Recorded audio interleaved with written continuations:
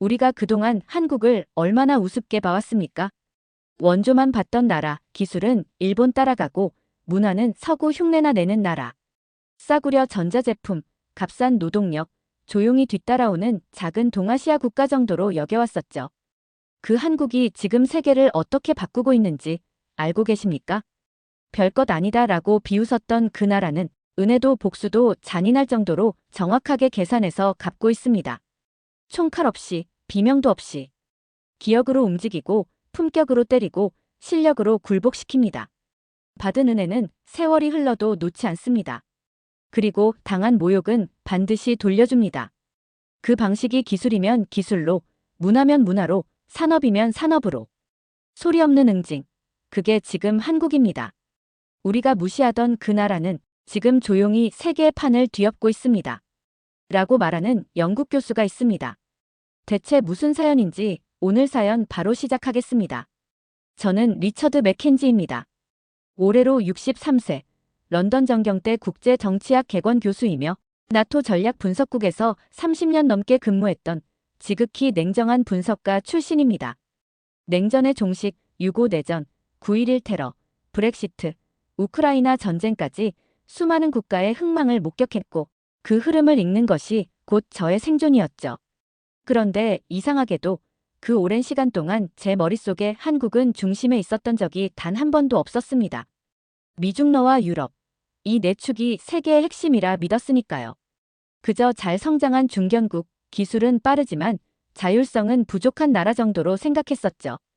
그 믿음이 깨진 건 은퇴를 앞두고 기억하는 국가들을 주제로 마지막 강연을 준비하던 어느 날, 한 제자의 질문에서 시작됐습니다. 교수님, 한국은 왜 그렇게 오래된 은혜도 꼭 보답하나요? 순간 저는 멈칫했습니다. 한국이라는 나라가 은혜를 갚았다고. 언제? 누구에게? 사실 전혀 몰랐습니다. 그래서 반쯤은 그냥 대답하려다가 확인해보자는 마음으로 자료를 뒤졌습니다. 그리고 그 순간부터 저는 한국이라는 나라의 기억의 깊이에 빠져버리고 말았어요. 먼저 눈에 띈 건 6.25 전쟁 참전국에 대한 감사 활동이었어요.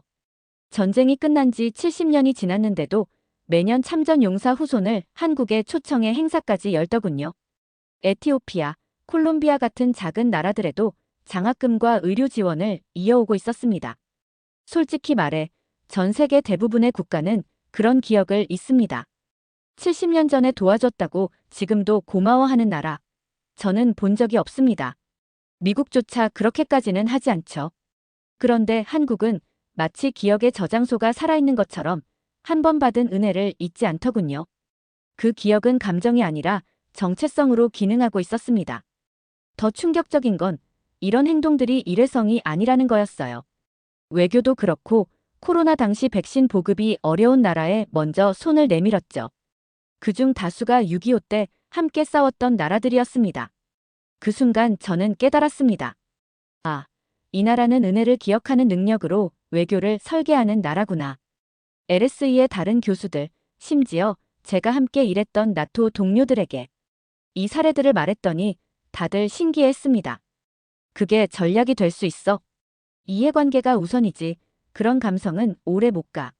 하지만 한국은 그 감성을 의무로, 그리고 정책으로 바꾸어 버린 겁니다. 이제 와 생각해보면 저희는 너무 많은 걸 잊으며 살아왔던 것 같아요. 한때 전 세계가 도왔던 나라가 이제 그 도움을 세월을 거슬러가며 보답하고 있는 현실. 어떻게 보면 이건 강대국이 못하는 일을 한국이 해내고 있는 겁니다. 그날 이후 제 머릿속은 온통 하나의 질문으로 가득 찼죠. 한국은 왜, 그리고 어떻게 그토록 오래 은혜를 기억할 수 있을까? 그래서 이번엔 제가 직접 사례들을 분석해 보기로 했습니다. 감성적 사례가 아니라 실제 외교, 경제적 가치로 연결된 구조가 있는지 살펴보기 위해서였죠. 그때 발견한 건 전략화된 감정이었습니다. 필리핀 이야기부터 해볼까요? 2020년 슈퍼태풍 고니가 필리핀을 덮쳤을 때 세계는 팬데믹으로 혼란스러웠고 대부분의 국가들이 자국 대응에 급급했습니다. 그런데 한국은 달랐어요. 물자, 의료진, 긴급 구호 비용까지 몇 단계로 나눠가며 체계적으로 지원하더군요. 이해가 안 됐죠. 도대체 왜 이 시국에 필리핀에 이렇게까지? 그러다 기사 한 줄이 눈에 들어왔습니다. 필리핀은 한국 전쟁 당시 가장 먼저 참전한 아시아 국가다. 그 전쟁이 언제였죠? 1950년입니다. 지금으로부터 70년도 더 된 이야기. 그런데 한국은 그때 받은 도움을 아직도 기억하고 있었던 겁니다. 비단 필리핀뿐이 아닙니다. 에티오피아는 아프리카에서 유일하게 한국 전쟁에 군대를 파병한 나라입니다. 그런데 지금 한국은 에티오피아 참전 용사들의 후손을 대상으로 장학금 프로그램, 무료 병원, 기념공원 조성까지 해주고 있어요. 경제 규모로만 따졌을 때 사실 한국이 굳이 그런 국가를 지원해야 할 이유는 없죠. 그럼에도 계속해서 그때의 은혜를 잊지 않고 있다는 사실. 그렇다면 이게 한국의 전략일까요? 전통일까요? 처음엔 유교적 가치에서 비롯된 효와 충의 연장이라고 생각했어요. 하지만 그건 일부일 뿐이었습니다. 한국은 은혜를 일종의 책임으로 이해하고 있었던 겁니다. 심지어 터키와의 관계를 보면서 저는 또 한 번 충격을 받았죠. 양국은 외교 문서에서 서로를 형제의 나라라고 표현합니다. 외교적 수사겠거니 생각했지만 아니었습니다. 한국은 터키가 6.25 때 보여준 희생을 국가의 자산처럼 간직했고 지금은 방산, 인프라, 문화 교류 전반에 걸쳐 그 은혜를 협력이라는 이름으로 갚고 있었죠. 그걸 보고 있자니 미국과 유럽이 그간 얼마나 실용만능주의에 젖어 있었는지가 부끄러워졌어요. 우리는 언제부터 이렇게 냉정해졌을까요? 누가 우리를 도와줘도 10년만 지나면 잊어버리기 일쑤고 우리가 도운 나라가 위기에 빠져도 우린 이미 끝났다는 태도로 돌아섰던 것 같네요. 그런데 한국은 다릅니다. 한국은 세월과 정권이 바뀌어도 한 번 받은 은혜는 국가 단위의 기억으로 관리하더군요. 심지어 대통령이 바뀌어도 이런 외교적 감사는 끊기지 않습니다. 이건 곧 한국 사회 전반에 기억의 문화가 뿌리내리고 있다는 뜻이죠. 저는 과거 나토 전략 분석국에 근무할 때 한국을 하나의 성공한 개발도상국 정도로 분류했었습니다. 그저 전쟁으로 폐허가 되었던 나라가 빠르게 일어났다는 희귀 케이스일 뿐이었죠. 그런데 지금 제 생각이 송두리째 흔들리고 있습니다. 아니, 한국은 단순한 성공 사례가 아니었습니다. 원조를 받던 나라에서 원조를 주는 나라로 완벽히 전환된 유일한 국가였으니까요. 그 사실을 처음 실감한 건 오래된 나토 내부 문서를 뒤지던 중이었습니다. 1962년자 경제 분석 보고서에는 이렇게 적혀 있었습니다. 한국은 식량 배급과 외부 원조 없이는 생존이 어려운 국가이며 장기적으로 자립 가능성은 낮다. 그리고 같은 보고서에는 미국의 경제 지원 계획, 유엔의 구호 정책, 월드뱅크의 기술 이전 계획까지 빼곡히 정리되어 있었죠. 당시의 한국은 거의 전 세계의 도움을 받는 빈민국이었습니다.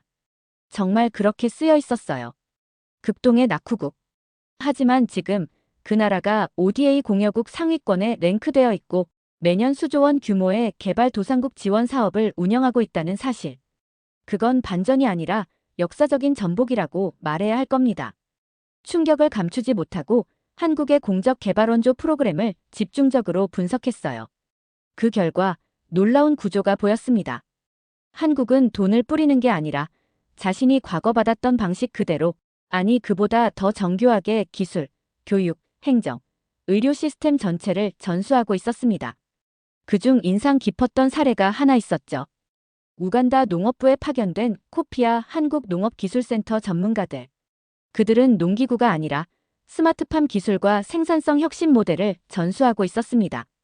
바로 그 모델이 과거 1960년대 한국이 미국과 일본으로부터 받았던 농업 지원 시스템과 거의 동일한 구조였다는 걸 보고 말문이 막혔어요. 이 나라, 자신이 도움받았던 기억을 그냥 넘기지 않았군요. 그걸 다시 설계해서 이제는 자신이 다른 나라에 적용하고 있어요. 이건 감정도 아니고 미담도 아니고 그냥 정책 철학이었습니다. 한국은 자신이 받았던 원조를 부끄러워하지 않습니다. 그 과거를 숨기지 않고 오히려 세계 무대에서 떳떳하게 꺼내 보여주며 이야기하죠. 우리는 이렇게 일어섰습니다. 그리고 여러분도 할 수 있습니다. 그 태도는 과거 식민지였던 나라들이나 개발도상국들이 한국을 존경하는 가장 큰 이유이기도 합니다. 한국은 성공했지만 거만하지 않았고 도움을 받았지만 결코 잊지 않았습니다. 그 진정성은 돈으로 살 수 없는 것이죠. 예전엔 도와준 나라였는데 배우러 가는 나라가 된 겁니다. 방역, 반도체, 교육, 행정혁신, 이제는 유럽조차 한국에 자문을 요청하고 있는 시대가 되었어요. 저는 그걸 성공 스토리로 표현하고 싶지 않습니다. 그건 발전이 아니라 도움받은 기억을 책임으로 바꾼 품격의 정치니까요. 그리고 저는 한국이 은혜만 기억하는 나라가 아님을 알게 됐습니다. 상처도 기억하더군요. 은혜를 갚는 한국을 보며 존경심이 들었다면 이번엔 솔직히 말해 소름이 돋았죠. 이 나라는 복수도 한다는 걸 알았거든요. 하지만 그 복수의 방식이 제 상식과는 너무 달랐습니다. 2019년 일본이 반도체 핵심 소재 3종에 대한 수출 규제를 전격 발표했을 때 대부분의 서방 전략가들은 이렇게 예측했어요. 한국은 무릎 꿇을 것이다. 왜냐하면 일본이 규제한 품목은 반도체 생산에 숨통을 쥐는 기술이었고 그 분야에서 일본이 거의 독점적인 기술력을 가진다고 믿었기 때문이죠. 표면상으론 수출 관리의 투명성 때문이라 했지만 분석해보니 그 시점이 묘하게 정치적이었죠. 징용 판결, 역사 갈등, 그리고 일본의 체면. 결국 그들은 한국을 굴복시키기 위한 경제적 보복을 단행한 셈이었습니다. 당시 한국 주요 기업들의 부품 재고가 12개월 분밖에 없다는 정보까지 확인되자 전 세계가 한국의 몰락을 기정사실처럼 받아들이기 시작했습니다. 언론도, 투자기관도, 심지어는 일본 정치인들조차 이제 한국이 고개 숙일 때가 왔다고 말했죠. 그런데 한국은 칼을 들지 않았습니다. 항의도 없었습니다. 감정적인 성명서조차 내지 않았죠. 대신 조용히 고개를 숙였고 아무 말 없이 내부로 들어가 버렸습니다. 그리고 몇 개월 후 한국 고순도 불화수소 국산화 돌입, 일본산 소재 대체, 공급선 다변화 가속화. 한국은 무릎 꿇는 대신 실험실로 들어간 겁니다. 그 이후로 1년, 2년이 지나면서 한국은 그동안 일본이 무기로 쥐고 있던 소재와 부품들을 하나씩 천천히 그리고 철저하게 국산화 혹은 다변화시켰습니다. 심지어 일부 품목은 일본보다 더 빠르고 효율적으로 만들어냈다는 평가까지 받았다는 보고서도 있더군요. 2023년 결정적인 반격이 일어났습니다. 한국 정부가 일본을 전략물자 통제 대상국에 포함시킨 거죠. 그건 단순한 제재가 아니었습니다. 기억에 의한 복수, 성장에 의한 응징. 한국은 칼로 되갚지 않았습니다. 기술로, 시스템으로, 그리고 자력 성장이라는 가장 잔인한 방식으로 일본에 응답했던 겁니다. 무엇보다 강렬했던 건 그 속도와 정적이었어요. 한마디도 대놓고 비난하지 않았고 누구 하나 감정적으로 대응하지 않았습니다. 그들은 말 대신 데이터를 보여줬고 항해 대신 성과로 설득했습니다. 그리고 결국 일본은 자신이 쥐고 있던 무기를 잃어버린 채 조용히 고개를 숙이게 되었죠. 이걸 보고 한 가지 확신이 들었습니다. 한국은 복수를 감정으로 하지 않는다. 복수를 기술로 한다. 그 순간 과거 나토 내부 회의에서 한국의 전략기술은 아직 미성숙하다고 말했던 제 자신이 얼마나 어리석었는지를 절감하게 됐습니다. 그 미성숙했던 나라는 이제 누구보다 빠르게 위기를 기회로 바꾸고 누구보다 정교하게 자신의 약점을 강점으로 치환해내는 전략형 복수 국가로 진화해 있었습니다. 더 무서운 건 한국은 이걸 조용히 한다는 점이에요. 대국들처럼 소란스럽게 위협하지 않습니다. 그저 묵묵히 준비하고 실력으로 증명하고 끝에 가서 조용히 복수를 완성하죠. 칼 대신 기술을 쥐었고 분노 대신 혁신을 선택했다. 이게 바로 한국식 복수입니다. 기술로 복수한다는 사실만으로도 저는 깊은 충격을 받았지만 한국의 진짜 무기는 그게 전부가 아니었습니다. 저는 이 나라가 복수를 문화로도 한다는 사실을 뒤늦게 깨달았죠. 그리고 솔직히 말씀드리자면 이건 군사나 기술보다 훨씬 더 정교하고 무서운 방식이었습니다. 처음 한한령이라는 단어를 접했을 때 저는 정확히 이해하지 못했습니다. 한류 금지령. 그게 국가가 통제할 만한 문제였나? 그런데 자료를 찾아보니 2016년 사드 배치를 이유로 중국 정부가 한국 연예인, 드라마, 음악 등 모든 콘텐츠의 유통을 금지한 사건이더군요. 포스터에 한국어만 보여도 통과가 안 됐고 한류 스타들은 방송 출연조차 할 수 없었다고 합니다. 당시 중국은 경제력과 시장력으로 한국을 조용히 조이기 시작했어요. 한국 기업들이 철수하고 콘텐츠 수출이 막히고 심지어 롯데마트가 사실상 퇴출당하는 일도 있었죠. 그걸 보며 대부분의 서구 분석가들은 이렇게 말했습니다. 중국이 이겼다. 한국은 너무 작다. 그런데 저는 이번에 완전히 다른 진실을 발견했습니다. 한국은 그때 진 적이 없었습니다. 한한령이 시작된 바로 그 시기에 한국은 조용히 판을 바꾸기 시작했더군요. 방송국이 아닌 넷플릭스와 유튜브, OTT 플랫폼을 중심으로 콘텐츠 유통 구조를 재편했습니다. 기존의 방송 편성에 얽매이던 방식에서 벗어나 디지털 직구 방식으로 세계의 한류를 유통하기 시작한 거죠. 그리고 그 전략은 대성공이었습니다. 넷플릭스에서 킹덤, 오징어 게임, 더 글로리, 무빙 같은 작품들이 글로벌 랭킹을 휩쓸고 전 세계가 K-드라마를 장르명처럼 받아들이기 시작했습니다. 놀라운 건 이겁니다.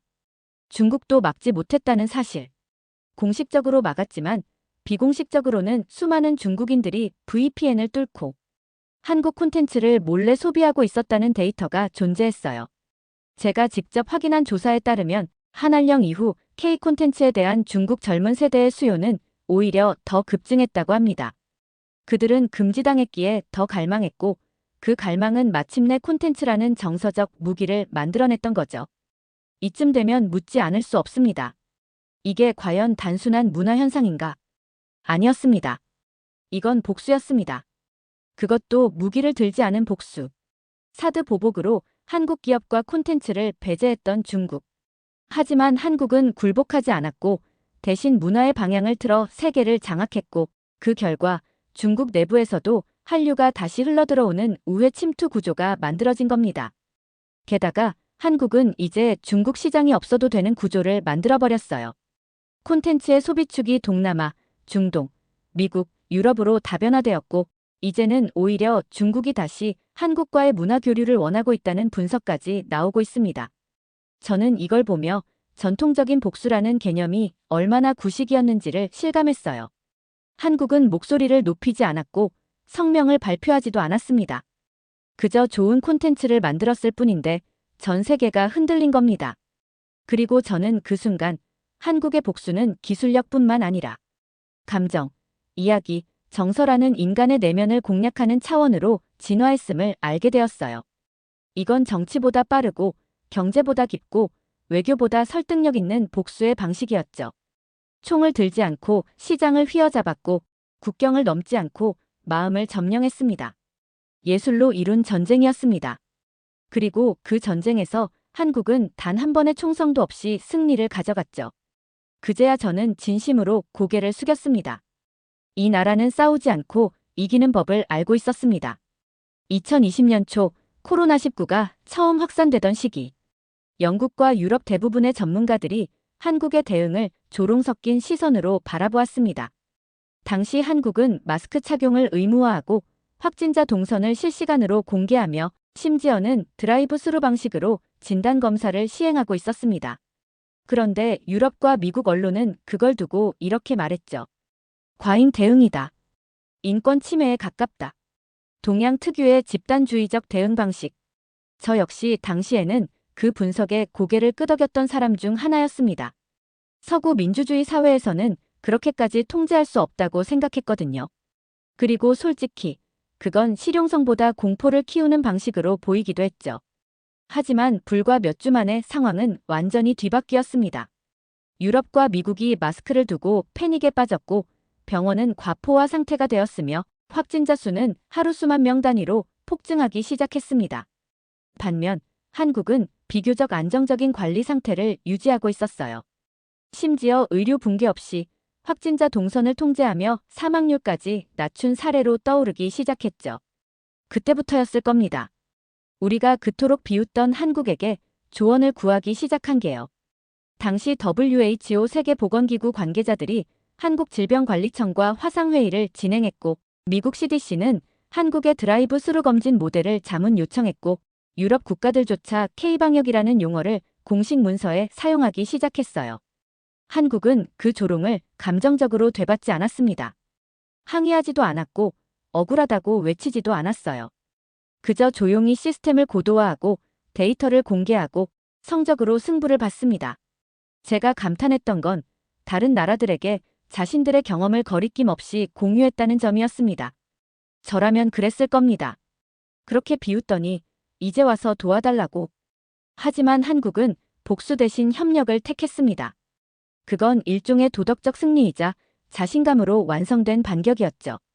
LSE의 동료 교수들 사이에서도 분위기가 달라지기 시작했어요. 어떻게 저런 사회가 가능하지? 왜 우리는 그걸 미리 보지 못했을까? 우리가 오만했고 한국은 침착했습니다.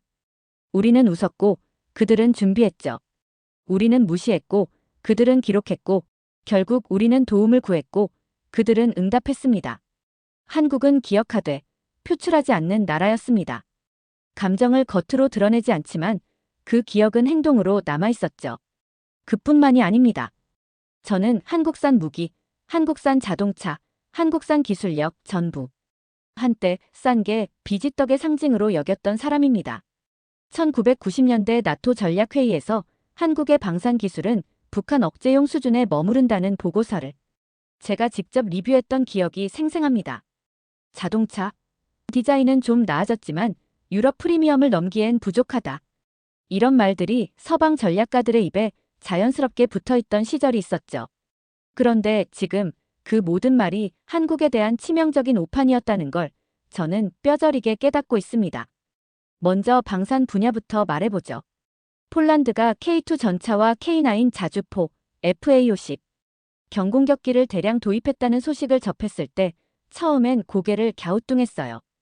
폴란드가 왜 굳이 한국 무기를 독일제 레오파르트나 미국제 M1을 놔두고 하지만 정밀 분석 보고서를 보면서 저를 포함한 수많은 유럽 안보 전략가들이 충격을 받았죠. 한국 무기는 싸고 빠르고 강했습니다. 심지어 나토 규격을 맞추는 커스터마이징 능력까지 뛰어났고 기술 이전까지 포함된 계약이었습니다. 한국은 무기를 판 게 아니라 신뢰를 팔았던 겁니다.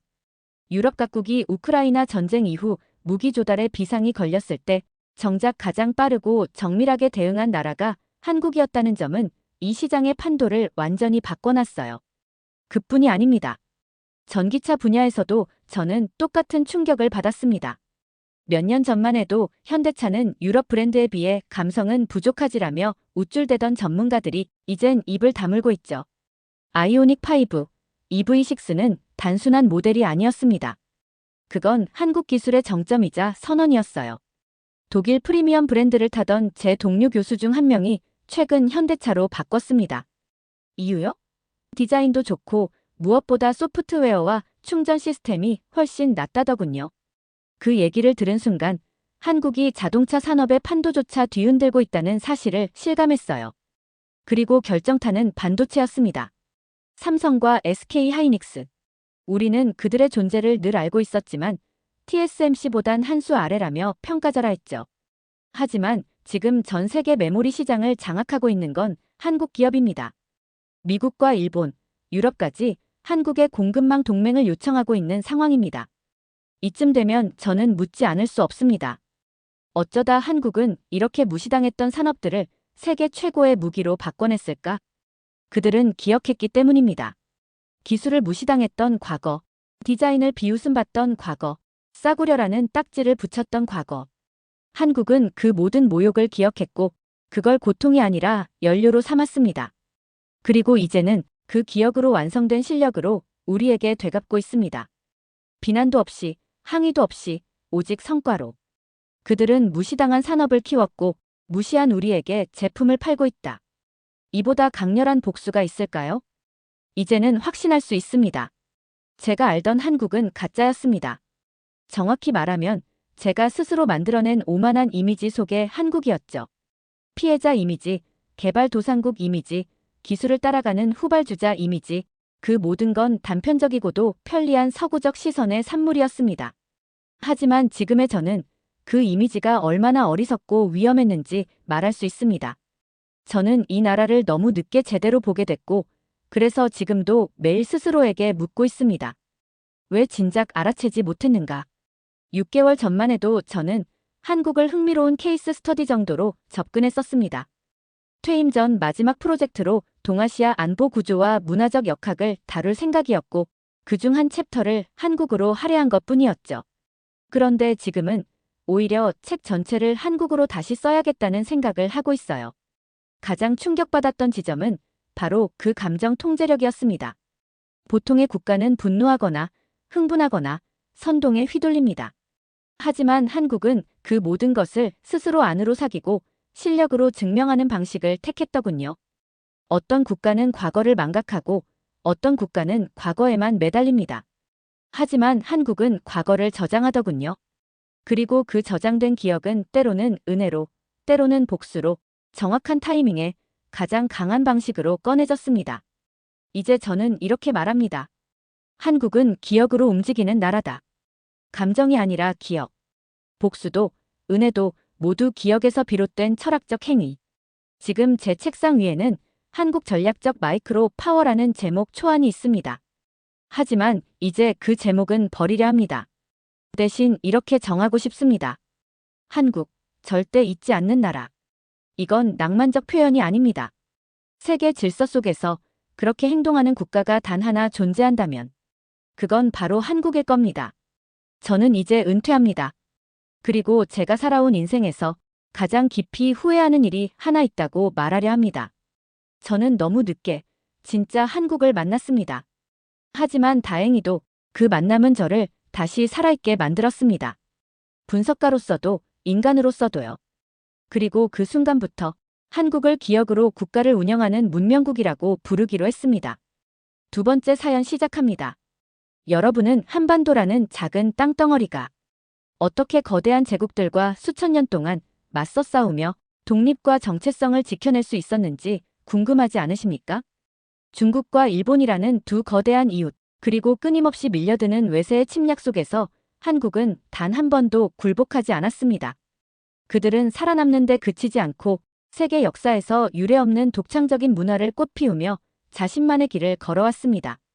한국의 역사를 알면 알수록 이것은 기적이 아니라 철저한 전략과 의지의 결과라는 사실을 깨닫게 됩니다. 이 말을 전하는 사람은 놀랍게도 미국 출신의 역사 교수입니다. 그는 왜 이런 이야기를 하게 된 걸까요? 그리고 어떻게 이방인의 눈으로 본 한국의 역사와 생존 전략이 그의 마음을 이렇게 강렬히 사로잡았을까요? 대체 무슨 사연인지 오늘 사연 바로 시작하겠습니다. 안녕하세요. 저는 케이든 스펜서입니다. 원래는 미국에서 역사를 가르치고 연구하는 교수였어요. 한국에 온 건 호기심 때문만은 아니었습니다. 석사 시절 동아시아사를 연구하면서 한국이라는 나라에 특별한 흥미를 느꼈습니다. 한반도는 지정학적으로 거대한 강대국들 사이에 위치해 있지만 자신의 독립성과 정체성을 지켜내며 놀라운 발전을 이뤄낸 나라였죠. 제가 한국에 온 계기는 연구 프로젝트 덕분이었습니다. 한반도 역사에 관한 학술 자료를 준비하던 중 문헌만으로는 이 나라를 제대로 이해하기 어렵다고 느꼈어요. 그래서 직접 와서 사람들과 이야기하고 현장을 체험하며 연구를 하고 싶었습니다. 처음엔 몇 년 정도 머물며 연구를 마치고 돌아갈 생각이었죠. 그런데 한국에서의 삶이 저를 완전히 바꿔놓았습니다. 처음 이곳에 왔을 때 낯선 문화와 언어에 적응하는 건 결코 쉬운 일이 아니었습니다. 하지만 시간이 지날수록 이 나라가 가진 독특한 매력에 빠져들게 되었어요. 제가 이곳에 머물게 된 가장 큰 이유는 바로 한국의 사람들과 그들이 보여준 따뜻한 환대와 공동체 정신이었습니다. 연구를 진행하면서 만난 이들의 이야기는 학문적 흥미를 넘어 인간이 어떻게 역경을 극복할 수 있는지를 보여주는 살아있는 증거 같았습니다. 그러다 보니 연구는 점점 더 깊어졌고 한국이라는 나라에 대해 배울수록 떠날 수 없게 되었죠. 처음에는 한국이라는 작은 나라가 어떻게 거대한 강대국들 사이에서 살아남았는지 궁금했습니다. 이 주제에 대해 깊이 알게 된 건 서울의 한 고등학생 역사 동아리 초청 강연에서였어요. 학생들이 제게 물었습니다. 교수님, 한국이 정체성과 문화를 유지하며 발전시켜 온 것에 대해 어떻게 생각하세요? 저는 당황했어요. 미국의 관점에서 본 동아시아 역사는 대부분 중국 중심으로 설명되었거든요. 하지만 한국 학생들은 당연히 자신들의 이야기를 알고 싶어 했습니다. 그날 이후 저는 본격적으로 한국에 대해 연구하기 시작했습니다. 한국의 역사는 살아남기 위해 싸워야 했던 수많은 전쟁의 연속이었어요. 고대부터 현대까지 한국은 언제나 숫자와 자원 면에서 압도적으로 불리한 조건에 처해 있었습니다. 하지만 이들은 포기하지 않았습니다. 중국이 수천 년 동안 한반도를 흡수하려 했다는 이야기를 들었을 때 저는 처음엔 과장된 이야기라고 생각했어요.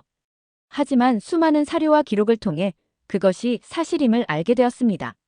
거대한 중국이 한반도를 집어삼키려 했지만 한민족은 이를 끊임없이 막아냈습니다. 이 과정에서 중요한 것은 힘이 아니라 전략이었어요. 한국인들은 생존에 최적화되어 있었습니다. 고구려의 을지문덕 장군이 살수대첩에서 보여준 물러나는 적을 끝까지 추격해 섬멸하는 전술은 다시는 적이 침략할 엄두를 못 내게 만드는 전략이었죠. 외국의 전쟁 관념과는 너무도 달랐습니다. 미국에서는 적군이 물러나면 보통 추격하지 않고 철수를 인정해주는 경우가 많습니다. 그러나 한국에서는 적이 물러가는 순간을 오히려 결정적인 기회로 삼았어요. 또한 한국의 생존 철학은 일상에도 스며들어 있었습니다. 학생들과 대화를 하다 보면 이들은 마치 전투 준비를 하듯 철저히 준비하고 도전하더군요. 시험 공부를 할 때조차도 결과를 내는 것을 목표로 삼지 않고 최선을 다해 자신을 갈고 닦는 모습이 보였습니다. 한국 사람들과 이야기를 나눌 때마다 느낀 것은 이들이 가진 근본적인 불안감이었어요. 강대국들에 둘러싸인 지정학적 위치 때문인지 이들은 항상 위기를 대비하고 있었어요. 하지만 그 불안감이 이들을 약하게 만든 것이 아니라 오히려 강하게 만들었다는 사실이 놀라웠습니다. 저는 이 철학이 과거의 유산이 아니라 현대 한국 사회를 구성하는 중요한 부분이라고 생각했습니다. 한국의 경제 성장이나 세계적인 기술 혁신도 이와 연결되어 있다고 봤어요. 어릴 적 학교에서는 동아시아 역사를 배우면서 중국을 동양 문화의 중심으로 이해하도록 가르쳤습니다. 그래서 한국에 처음 왔을 때도 중국과 한국 사이의 관계를 당연히 중국 중심적으로 바라보았습니다. 한 번은 중국과 한국의 갈등이라는 주제로 쓰인 책을 가볍게 읽기 시작했는데 읽으면 읽을수록 두 나라의 관계가 얼마나 복잡하고 역사적으로 얽혀 있는지 깨닫게 되었어요. 문화적 교류를 넘어 수많은 갈등과 협력이 교차했던 긴 역사가 있었죠. 한국에서 살아가며 이런 역사적 맥락 속에서 한국인들이 중국이라는 거대한 이웃을 어떻게 바라보는지를 직접 체감할 기회가 많았습니다. 보통 주변에 중국처럼 거대하고 지속적으로 압박을 가하는 국가가 있다면 많은 나라들이 두려움을 느끼거나 그 영향력을 수용하려 할 것입니다. 그러나 놀랍게도 한국인들에게서는 그런 두려움보다는 강한 투지와 자신감이 느껴졌습니다. 처음에는 한국인들의 태도가 잘 이해가 가지 않았습니다. 하지만 이들의 역사를 연구하면서 그 태도가 자부심을 넘어서 오랜 경험에서 나온 자신감이라는 것을 깨달았어요. 한국은 수천 년 동안 중국의 침략과 압박을 견뎌내며 살아남았습니다. 다른 나라들이 중국의 영향력 아래에서 흡수되거나 종속되었다면 한국은 독립적인 문화를 유지하면서도 생존 전략을 끊임없이 발전시켰습니다. 중국은 고대부터 천하통일과 팽창을 추구해왔고 그 과정에서 주변 민족들을 흡수하거나 밀어내며 자신들의 힘을 확대해왔습니다. 그런데 한국은 그 흐름 속에서도 굴하지 않았습니다. 싸워 이기는 데 그치지 않고 중국의 전략을 철저히 분석하며 자신만의 방식으로 대응해왔습니다. 또한 한국이 중국의 문화적 영향을 받으면서도 독립성을 유지한 점도 매우 놀라웠습니다. 한국은 중국 문명권에 속해 있으면서도 독자적인 문자 체계인 한글을 창제했습니다. 중국 한자를 사용하던 당시의 상황에서 한글의 창제는 문자를 넘어 한국의 독립적인 문화적 정체성을 보여주는 상징이었습니다. 현대 한국인들과 중국에 대한 이야기를 나누다 보면 그들이 느끼는 감정은 단순하지 않습니다. 중국의 역사적 강대함에 대해 인정하는 부분도 있지만 동시에 중국의 침략적 본성과 팽창주의에 대한 강한 경계심도 존재합니다. 특히 현대 중국의 대만 침략 야욕과 남중국해에서의 팽창을 지켜보며 한국인들은 자신들의 역사적 경험과 비교하면서 이런 위협을 다시 마주할 가능성에 대해 논의하곤 했습니다. 하지만 놀라운 점은 이런 위협이 한국인들을 불안하게 만들지 않는다는 겁니다. 오히려 위협 앞에서 이들은 더 단결하고 강해지는 모습을 보여줬어요. 이 나라는 적에게 한 번도 숨을 돌릴 기회를 주지 않았습니다. 물러나는 적을 끝까지 추격해 최대한의 타격을 가하려는 전술을 보여주었죠. 이를 상징적으로 보여주는 사건이 바로 임진왜란 당시 권율 장군의 행주대첩이에요. 저는 행주대첩을 처음 알게 되었을 때 적군의 전열을 흐트리고 물러가는 적을 끝까지 몰아붙였다는 점에서 크게 감명을 받았습니다. 당시 권율 장군과 조선군은 일본군의 압도적인 병력에 맞서 싸워야 했어요. 숫자로는 도저히 상대가 되지 않았지만 그는 도망치는 적군의 약점을 정확히 간파했습니다. 행주산성의 지형을 활용해 일본군이 물러나는 길목을 완벽히 차단하고 적군에게 치명적인 타격을 입혔습니다. 이 전술의 핵심은 적군의 재기를 완전히 차단하는 데 있었습니다. 일반적인 군사작전에서는 물러가는 적군을 더 이상 추격하지 않고 승리로 마무리 짓는 경우가 많지만 한국의 전략은 그렇지 않았습니다. 적군이 물러가는 길목에서 치명타를 입히는 방식은 이들이 다시는 도전할 엄두를 내지 못하게 만드는 강력한 메시지를 전했습니다. 제가 이 철학에 대해 더 깊이 생각하게 된 건 한국 사람들이 일상에서도 보여주는 비슷한 태도 때문이었어요. 단순히 문제를 해결하는 데 그치지 않고 근본적인 원인을 찾아 그것을 완전히 제거하려는 태도 말이죠. 예를 들어 제가 한 번은 서울에서 교통사고 현장을 목격한 적이 있었어요.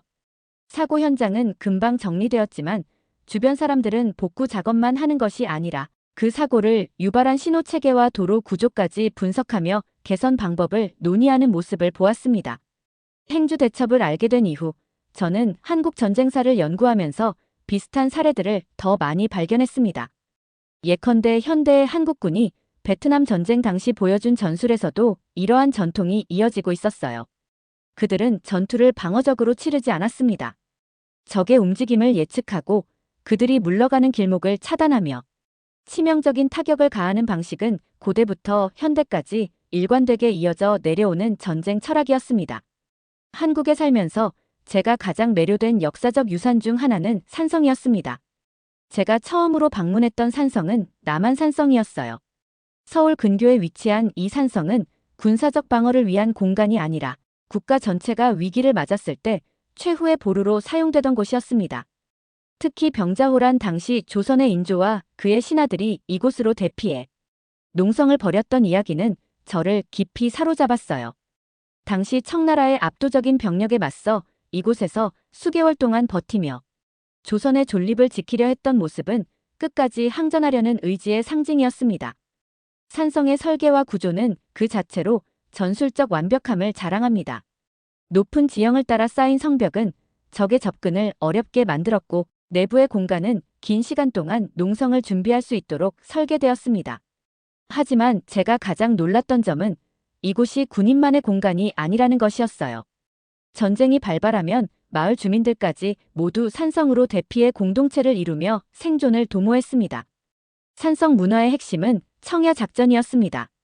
외적이 침략하면 주민들은 주거지를 포기하고 들판과 곡식을 모두 불태운 뒤 산성으로 피신했습니다.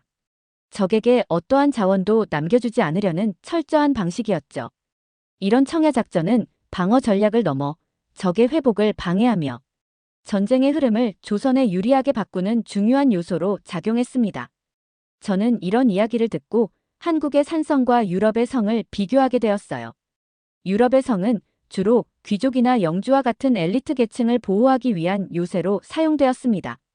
그곳에서 살아남은 이들은 소수의 엘리트였고 나머지 농민들은 성 바깥에서 자신의 생존을 책임져야 했죠. 하지만 한국의 산성은 전혀 달랐습니다. 이곳은 모두를 위한 공간이었어요. 신분의 고하를 막론하고 산성 안에서는 모든 사람이 동등하게 협력했습니다. 산성에서의 삶은 결코 쉬운 일이 아니었습니다. 음식과 물이 부족하고 외부의 공격에 지속적으로 시달리는 상황은 모든 사람들에게 큰 스트레스를 안겼을 거예요. 하지만 그런 극한 상황에서도 한국인들은 산성을 지키며 자신들의 공동체를 보호했습니다. 제가 한국에서 본 일상적인 협동심이 바로 이런 역사적 경험에서 비롯된 것이 아닐까 생각했어요. 또 하나, 활이 한민족의 생존 전략을 상징하는 도구였다는 점에 깊은 인상을 받았습니다. 양궁으로 대표되는 스포츠 강국 한국의 이미지는 사실 고대 전쟁터에서부터 시작된 역사의 연장선에 있었습니다. 제가 활에 대해 진지하게 생각하게 된 계기는 임진왜란 이야기를 들으면서였습니다. 당시 곽재우 장군은 의병을 모집하며 활을 쏠 줄 아는 자를 기준으로 병사를 선발했다고 합니다. 전쟁터에서 중요한 기술은 힘이나 용기가 아니라 적을 멀리서 명중시킬 수 있는 정확성이었죠. 활은 적의 공격을 멀리서 저지할 수 있는 유일한 도구였습니다. 제가 한 번은 경복궁 근처에서 열린 전통 활쏘기 대회를 본 적이 있었어요. 당시 참가자들의 진지한 표정과 정교한 기술을 보며 활이 현재까지도 이어져 내려오는 전통이라는 것을 느꼈습니다. 활을 당길 때의 집중력, 발사 순간의 균형, 그리고 목표물을 정확히 맞추는 기술은 한민족의 역사적 생존 본능을 엿볼 수 있는 순간이었어요. 활과 관련된 또 하나의 흥미로운 이야기는 고구려의 전술입니다. 고구려는 활을 활용해 적군의 접근을 막는데 탁월한 기술을 가지고 있었습니다.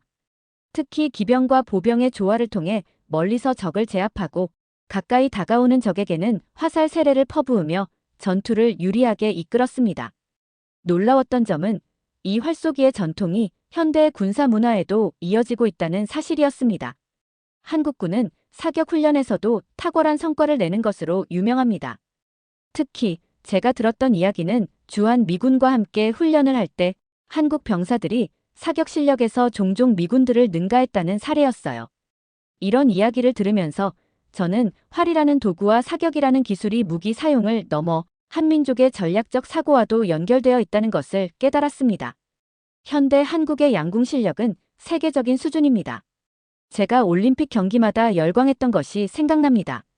한국 선수들이 거의 완벽에 가까운 경기력을 보여주는 모습은 훈련의 결과라기보다 수백 년 동안 이어져 온 민족적 DNA와도 같은 느낌이었어요. 저는 한국에 살면서 종종 미국에서 유명한 사건이 떠올랐습니다.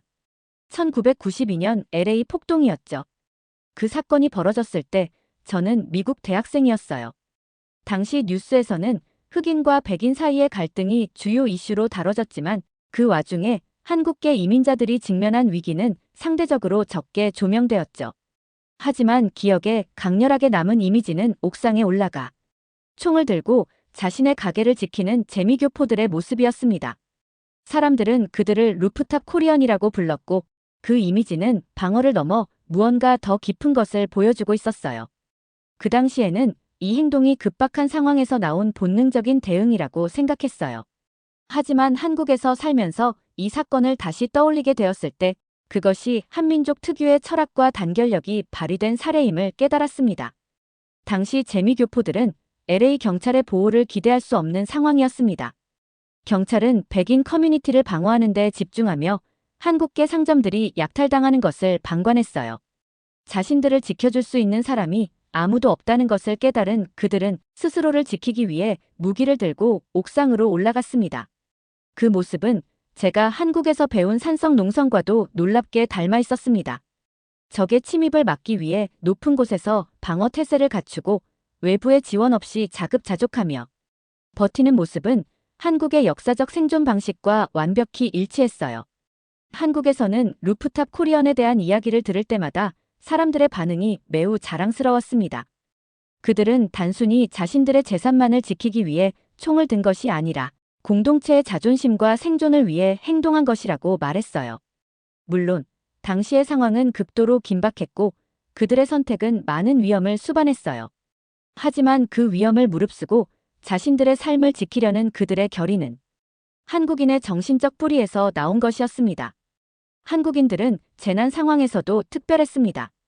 평소에는 경쟁이 치열하고 개성이 강한 사회처럼 보이지만 위기가 닥쳤을 때 이들의 모습은 완전히 달라졌습니다.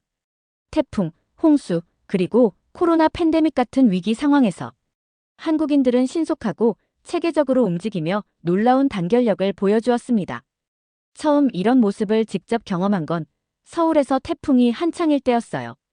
비바람이 거세게 몰아치던 어느 날 나무가 쓰러져 도로를 막는 모습을 봤습니다. 그런데 불과 몇 분이 지나지 않아 주변 사람들이 우산을 쓰고 달려와서 쓰러진 나무를 정리하고 차를 돌려보내며 교통 정체를 해결하기 시작하더군요. 그 중에는 도로를 지나던 택시기사도 근처에서 커피를 마시던 대학생도 있었습니다. 어떤 누가 시킨 것도 아닌데 마치 약속이라도 한 것처럼 모두가 자연스럽게 협력하고 있었어요. 이 광경을 지켜보며 저는 한국인들의 위기 대처 방식이 개인적 의무를 넘어선 집단적인 생존 본능에서 비롯된 것이 아닐까 생각했습니다. 미국에서는 보통 이런 상황에서 교통국이나 경찰이 도착할 때까지 기다리는 경우가 많아요. 하지만 한국에서는 누군가가 나서기를 기다리지 않고 스스로 문제를 해결하려는 적극성이 돋보였습니다.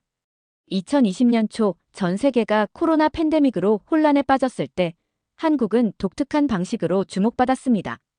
바로 드라이브스루 검사소였습니다. 사람들이 차에 탑승한 상태로 검사를 받을 수 있는 이 시스템은 감염 위험을 최소화하면서도 검사 속도를 극대화했습니다. 이 방식을 처음 접했을 때 저는 이런 창의적인 발상이 가능한 이유가 뭘까? 라는 의문이 들었습니다. 답은 간단했습니다. 한국의 위기 대응 철학과 빠른 조직력 덕분이었습니다. 당시 한국보건당국은 코로나 확산 초기부터 체계적으로 대규모 검사를 시행했고 이를 통해 환자를 신속히 격리하며 추가 확산을 막았습니다. 드라이브스루 검사소가 등장한 뒤 세계 여러 나라에서 이를 벤치마킹했지만 한국처럼 효율적으로 운영한 사례는 드물었습니다. 시스템을 설계한 한국의 전문가들은 창의적인 아이디어를 내놓는데 그치지 않고 이를 현실에 적용하기 위한 실행력과 협력의 중요성을 강조했습니다. 제가 한번 직접 드라이브스루 검사소를 체험한 적이 있었습니다. 검사소에 도착하자마자 의료진이 손짓으로 차를 안내하며 불과 10분 만에 검사가 끝났습니다. 그들의 빠르고 체계적인 대응을 보며 한국인들의 위기 속 협동과 조직력이 기술적 발명을 넘어선 문화적 유산임을 느낄 수 있었습니다. 미국에서도 재난 상황에서는 협력과 연대가 이루어지지만 한국처럼 즉각적이고 체계적인 모습은 아니었습니다. 이들은 위기가 닥치면 누군가의 지시를 기다리지 않고 스스로 움직이며 자연스럽게 협력합니다. 여러 경험과 연구를 통해 한국인들의 전쟁 철학은 적과의 싸움을 넘어 미래를 위한 전략으로 진화해 왔다는 것을 완벽하게 깨닫게 되었습니다. 이는 제가 연구했던 베트남 전쟁 당시 한국군의 중대 전술 기지에서 잘 드러납니다. 베트남 전쟁 당시 한국군은 주둔지 방어를 위해 특별한 방식의 전술 기지를 운영했습니다.